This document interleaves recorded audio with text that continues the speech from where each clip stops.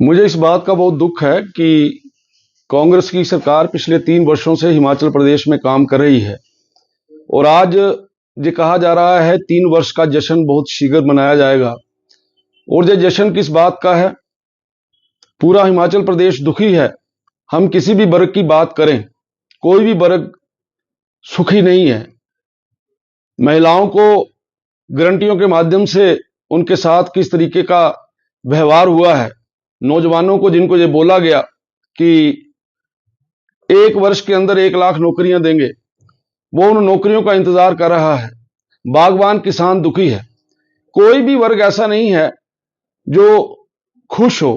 कर्मचारी हर रोज आवाज उठाते हैं कि उनके हक नहीं मिल रहे, पेंशनर्स को पेंशन नहीं मिल रही, तो जश्न किस बात का है? इन्हें तो 3 वर्षों का मातम मनाना चाहिए कि इनके 3 वर्षों के कार्यकाल के अंदर कोई भी वर्ग जो है वो सुखी नहीं है। आज हिमाचल प्रदेश, पूरे देश के अंदर कोई जग हंसाई की बात होती है तो हिमाचल प्रदेश का नाम लिया जाता है। हमारे प्रदेश के मुख्यमंत्री किसी दूसरे प्रदेश में जाकर किस प्रकार से झूठ बोलते हैं, और वो अपने झूठ का पंडारा लेकर अभी बिहार में गए थे, लेकिन वहां पे लोगों ने उनको किस प्रकार से पूर्ण रूप से नेग्लेक्ट किया है वो भी आप लोगों ने देखा है। मैं ये कह सकता हूं कि हिमाचल प्रदेश आज जिस स्थिति के अंदर है, यह स्थिति हमने पहले कभी नहीं देखी। शिक्षा के स्तर को ऊंचा करने की बात कही जा रही है। एक छोटा सा उदाहरण देना चाहूंगा। मेरे क्षेत्र के अंदर पॉलिटेक्निकल कॉलेज है, वहां ना तो स्वीपर है और ना चपड़ासी है। कैसे बढ़ेगा शिक्षा का स्तर? इसलिए सरकार पूर्ण रूप से पिछले 3 वर्षों में हर किसी क्षेत्र के अंदर फेल हुई। इनको मालूम ही नहीं हो रहा। अभी आप कहीं पिछला इंटरव्यू देखिए, जिस दिन बिहार में भारतीय जनता पार्टी और एनडीए की सरकार की जीत हुई, माननीय मुख्यमंत्री जी से बोला नहीं जा रहा।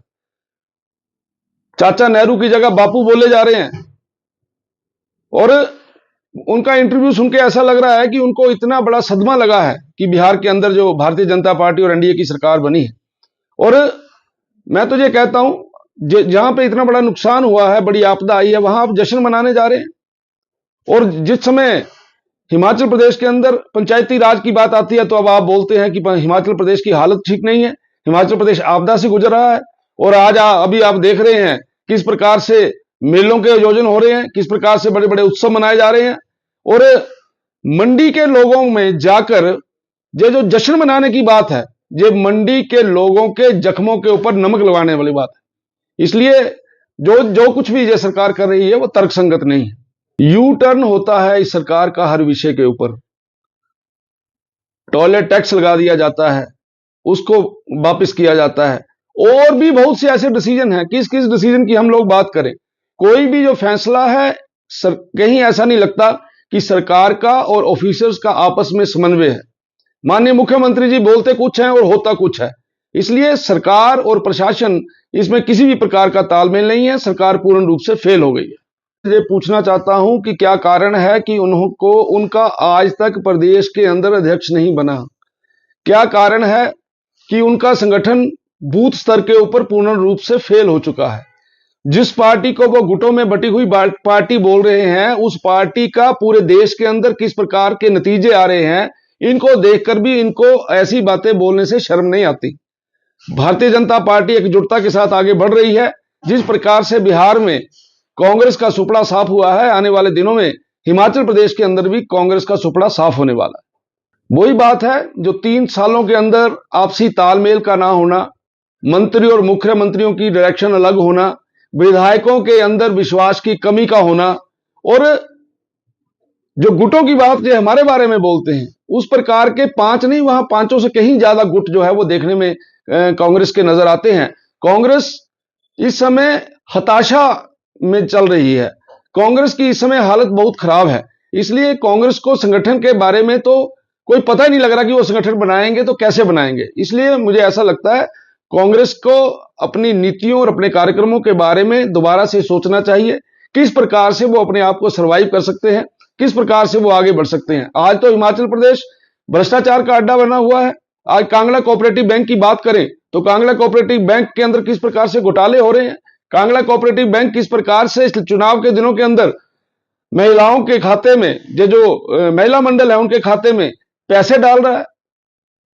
हर जगह के ऊपर घोटाले हैं। आज कोई भी बात जो है वो ठीक नहीं हो रही। धारा 118 के साथ छेड़छाड़ होने जा रही है। अपने बड़े बड़े आकाओं को, नेताओं को खुश करने के लिए 118 को छेड़ा जा रहा है। इंडस्ट्री यहां से जा रही है। बिजली की दर आज इतनी हो गई है जितनी पूरे हिंदुस्तान के अंदर नहीं है। इसलिए हिमाचल प्रदेश के अंदर कोई भी वर्ग खुश नहीं है। और हमारे पास हिमाचल प्रदेश के अंदर अगर नौजवान को कोई दिशा नजर आती है तो उसको इंडस्ट्री नजर आती है, क्योंकि हम सरकारी नौकरियां देने में सक्षम नहीं है। लेकिन आज इंडस्ट्री की कमर तोड़ दी है सुक्खू जी ने।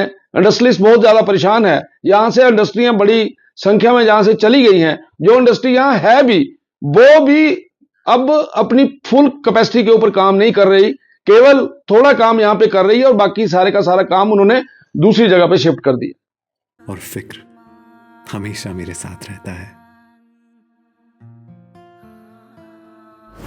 भूषण ज्वेलर्स, अनमोल रिश्तों के लिए। आया ना मुंह में पानी आया ना। आपने मोमोज तो बहुत खाए होंगे, लेकिन वाह मोमोज के मोमोज नहीं खाए तो क्या ही खाया। टेस्ट की बात करूं तो जब मैं वीडियो बना रही थी ना, तो मुंह में इतना पानी आ रहा था कि जल्दी से मोमोज मिले और मैं खाऊं। वाह मोमोज।